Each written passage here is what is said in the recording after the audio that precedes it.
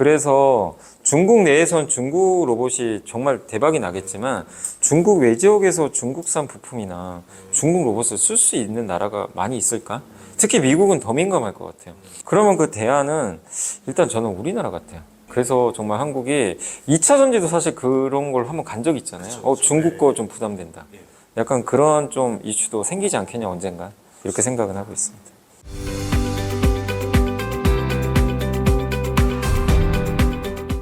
내년을 준비를 해야 되잖아요. 그래서 이제 내년에 저는 괜찮게 보는 게 저는 이제 여러 개로 좀 생각은 하고 있는 게 여전히 반도체가 가장 탑픽은 맞는 것 같아요. 예, 반도체가. 근데 다만 삼성은 이제 하이닉스만 갔잖아요. 거기서 이제 좀 중소형주로 확산되지 않겠냐. 소부장도 같이 간다. 근데 소부장은 종류가 너무 많으니까 소부장만 따로 있는 ETF도 있거든요. 모아놓은 ETF가 따로 있어요. 그래서 이게 우리나라 반도체 기업들이 한 200개 될 거예요. 그 중에 골라내야 되는 게 좀 어렵거든요. 그래서 ETF도 한번 고민을 해보세요. ETF는 내가 종목 잘못 선정했을 때 리스크가 좀 적어요. 반도체 좀 어느 정도 따라가니까. 그래서 그걸 좀 말씀드리고 싶고, 그리고 내년에 저는 이제 가장 그래도 좀 기대하는 게 어쨌든 로봇 테마가 좀 본격적으로 시장에 아직은 시총이 그렇게 크진 않아요. 특정 몇 개만 갔지. 뭐 이게 대부분 보면 로봇 기업들이 시총이 막 1,000억대, 2,000억대도 되게 많아요. 근데 그런 상황인데 현대차가 일단은 저는 로봇 사업에 전면에 나설 것 같거든요. 피지컬 AI 쪽에. 왜냐면 내년에 이제 엔비디아 GPU를 받게 되니까 여기 투자가 들어가면서. 근데 지금 현대차에서 제일 주목할 기업은 로봇 사업을 이제 본격적으로 하는 회사가 현대모비스예요. 모비스가 그 휴머노이드 로봇에 들어가는 그 관절이라고 그래요. 액추에이터. 요거 이제 개발을 한다고 했거든요. 그래서 요거를 하고 설계하고 생산은 외주 준다는 얘기도 있어요. 근데 외주를 누구한테 줄지 모르지만, 근데 현대모비스가 이제 아마 분기마다 실적 발표도 할 거고, 그럴 때 이런 얘기들이 좀 나올 수가 있거든요. 그래서 현대차, 현대모비스의 이런 전략 보시면서 로봇 사업이 내가 예상하는 대로 지금 가고 있는지 그런 것도 검증 한번 해보시면 좋겠고, 또 한 가지가 지금 우리가 이제 이 로봇주 하면 항상 그쪽 코스닥에 진짜 로봇주들을 많이 봤잖아요. 이제 그런 쪽도 좋지만 그 자동차 부품 회사 중에 로봇 사업하는 회사들이 있어요. 아까 현대모비스도 있지만 이거는 뭐 제가 추천드리는 게 아니라 최근에 제일 많이 오른 기업이 자동차 부품 중에 사면이라는 기업이 있어요. 처음 들어봤어요. 이 회사가 현대차 이게 뭐 모터라든가 이런 거 납품하는 회사 중에 하나인데, 근데 실제로 휴머노이드 사업을 하고 있어요. 그래가지고 이 회사가 휴머노이드 로봇주로 분류가 돼서 그때 루머도 있어요. 뉴스가 나온 게 빅테크 수주 받을 수도 있다. 이건 검증 안 된 겁니다.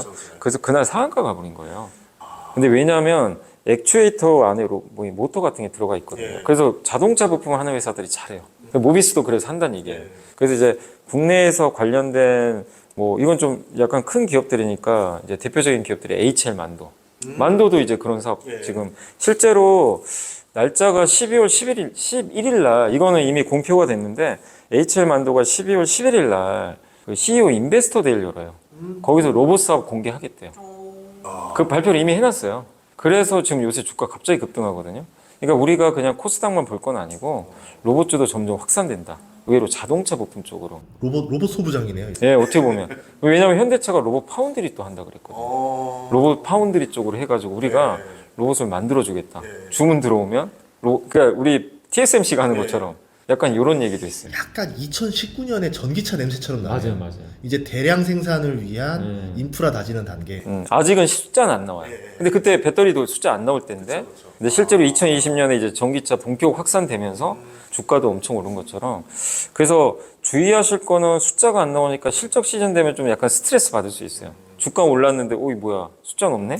그래서 한 번씩 휘청이고. 근데 오히려 그럴 때가 또 기회가 될 수 있고. 그래서 이거는 이제 뒤로 갈 수 없는 테마가 돼버렸고, 왜냐하면 일론 머스크도 여기에 집중 투자하고 있고, 현대차도 물러설 수가 없어요. 네, 그래서 자동차 부품 회사 중에 제가 이제 일부만 이제 큰 기업들 말씀드렸지만 찾아보면 또 있어요. 자동차 부품 사업하는데, 액추에이터.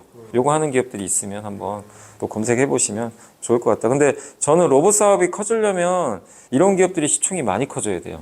그래야 계속 커져요. 바이오도 옛날엔 작았잖아요. 지금 엄청난 시총. 2차 전지도 어쨌든 옛날에는 시총 되게 적었어요. 그쵸. 엄청 적을 때가 있었는데 갑자기 이제 이들이 막 주가 올라가면 시총 커지니까 ETF 생기고 돈 계속 도는 게 선순환 구조로 주가 물론 나중에 버블 생겨버리기도 했지만 이게 어쨌든 제일 중요한 게 시총 규모 자체가 굉장히 커져야 이 산업도 덩달아 커지고 엔터도 그랬어요. 엔터도 하이브가 들어와서 10조 찍으니까 산업 자체가 커져버렸어요. 그래서 시총의 크기가 정말 커지는 게 중요하다. 그게 이제 내년에 로봇에서 그런 그림이 좀 나오지 않겠냐 이렇게 생각은 하고 있어요. 로봇 관련주 하면은 이제 워낙 부품들이 일본 쪽에 많이 있다 보니까 네, TS 같이 이제 이런 데들이 뜰 거라 생각했는데 한국에도 의외로 많다라는 거는 너무 좋은 정보인 것 같습니다. 원래 일본이 되게 잘했는데 일본이 좀 실수한 게 일본의 그 하모닉 드라이브가 되게 유명해요. 감속기라고 있는데 휴머노이드 대체를 못했던 것 같아요. 뭐냐면 협동 로봇이나 산업용 로봇은요 지금 업황이 안 좋아요.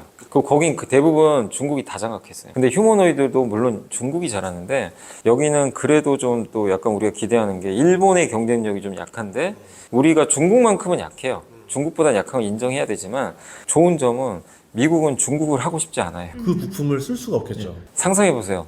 집에 가정용 로봇이 있는데 중국 부품이 들어가 있어요. 하시겠어요? 그러다가 갑자기 락 걸어버리면 다 안 움직일 거 아니에요. 그게 약간 두려움도 있죠. 보안 문제 때문에. 그래서 중국 내에선 중국 로봇이 정말 대박이 나겠지만 중국 외지역에서 중국산 부품이나 중국 로봇을 쓸 수 있는 나라가 많이 있을까? 특히 미국은 더 민감할 것 같아요. 그러면 그 대안은 일단 저는 우리나라 같아요. 그래서 정말 한국이 2차 전지도 사실 그런 걸 한번 간 적이 있잖아요. 중국 거 좀 부담된다. 약간 그런 좀 이슈도 생기지 않겠냐 언젠가 이렇게 생각은 하고 있습니다. 큰 흐름의 전환들이 이렇게 오고 있으니까 그거에 맞는 기업들을 먼저 찾아내자. 그래서 말씀 잘해주신 게 일단 우리가 이제 주식 투자할 때 뭐 단기 매매하신 분들이야 뭐 해당 안 되지만 좀 뭔가 메가 트렌드나 이렇게 큰 호흡을 보고 하시는 분들은 일단 큰 산업이 뭔지 먼저 그려봐야 돼요. 거기에서 차라리 꼴등주라도 사는 게 좋아요. 그러니까 시장이 죽어 있는데 1등주보다 차라리 시장 정말 커지는데 꼴등주가 훨씬 수익률이 실제 좋거든요. 그러니까 지금 우리나라에서 지금 제일 안 되는 산업이 뭐 아시겠지만 영화관 사업. 너무 힘들죠. 주가 엄청 빠져 있는데 거기서 그러면 1등 한다고 해서 되겠냐.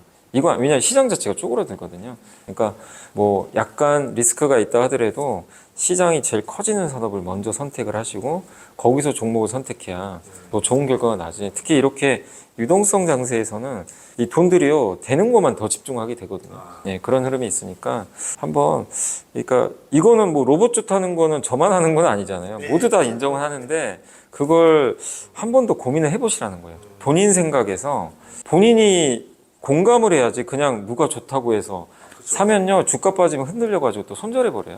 그래서 본인이 한 번 더 공부해 보시고 로봇이 어떻게 되는지. 그래서 저는 제가 힌트 드린 건 결국 뭐냐면 현대차 그룹의 전략을 꼭 보셔야 돼요. 여기가 우리나라에선 가장 저는 핵심이다.